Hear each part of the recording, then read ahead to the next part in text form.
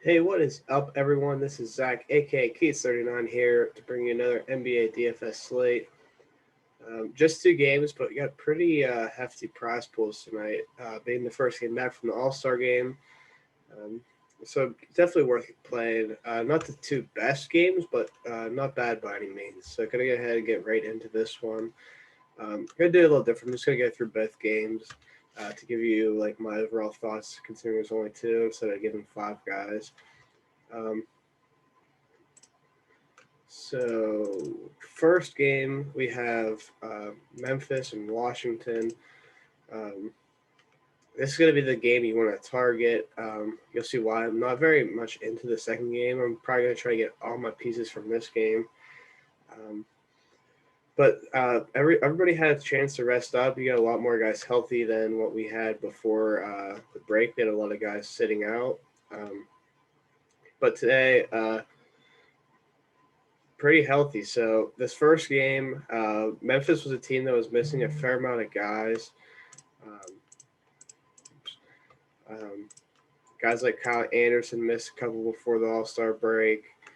Um, Grayson Allen missed a decent amount. He's out once again.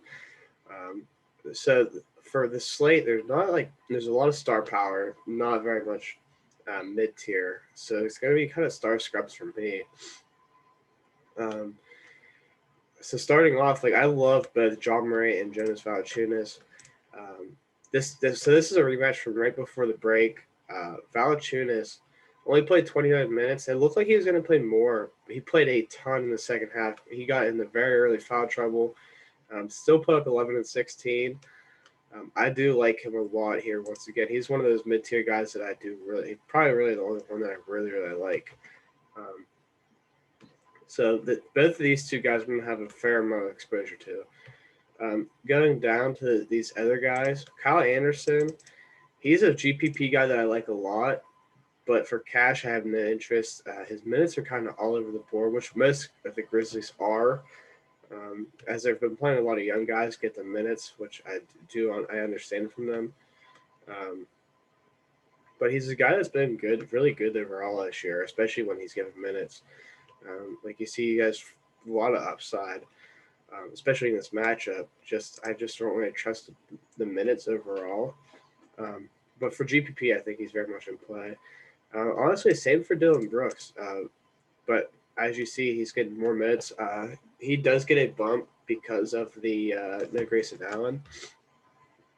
Um, he'll get closer to 30, and and if he's hot like you saw last game, it'll give him a lot of minutes. Um, in this 5K range, he's probably my favorite play of the slate, or at that range. Um, but still, I don't really love him for cash because he is pretty shooting dependent. Like last game, you saw the ceiling because he had the 7 assists, 3 blocks, 3 steals. Don't expect that. Um, but he is a good player and he's going to shoot. So we know about this. In this matchup, I do like him a lot.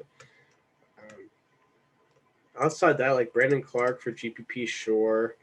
He had a good game against Washington last time, but there was no Kyle Anderson, so he did draw the start. And there was Jonas Valanciunas foul trouble, so he saw a few extra minutes there.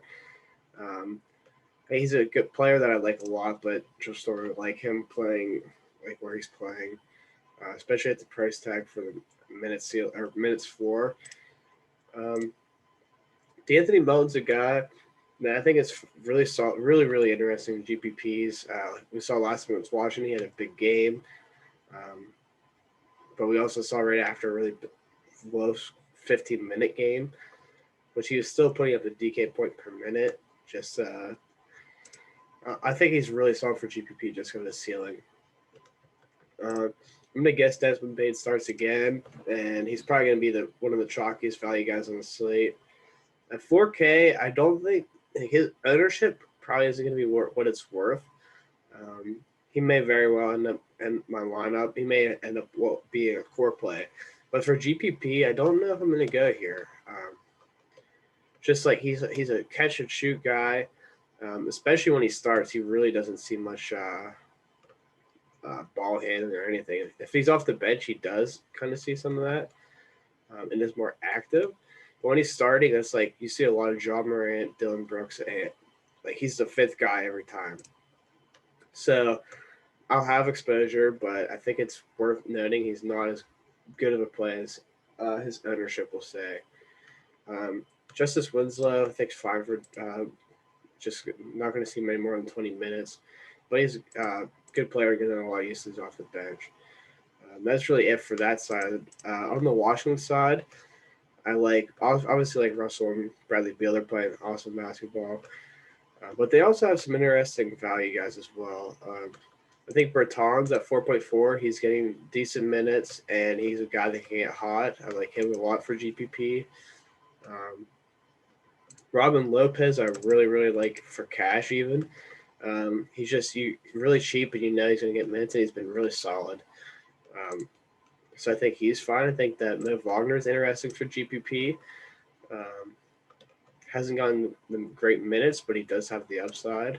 And he played well, even though he got not too many minutes last season. He did play well against Valanciunas. Denny Advicha, back-to-back big-minute games. He's not going to be like super high usage because he's on the court with, but I think that he's fine. So like I like a lot of value guys. And Garrison Matthews, I think, is fine for GPP. He's just like Mo Wagner, but he does have upside if he's hitting his shots. But I like the two studs, and then Robin Lopez, Davis Bertans are the ones I like a lot. And I don't like Nato, but he's worth mentioning because he has had a lot of minutes compared to the other guys. So yeah, that's about it from that game. So this game is really weird because a lot of these guys have had injuries, and especially San Antonio. And like I think they're not going to get the minutes they once had. They are very healthy. Derek White, I think, is a decent, worth noting play because of his price. We'll go through them real quick.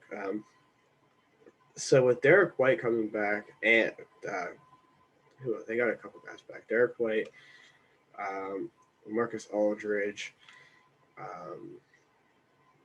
Who's that one? Keldon Johnson. He's been back, but he was missing because of conditioning. He got a couple games in. I expect him to get a little minute bump.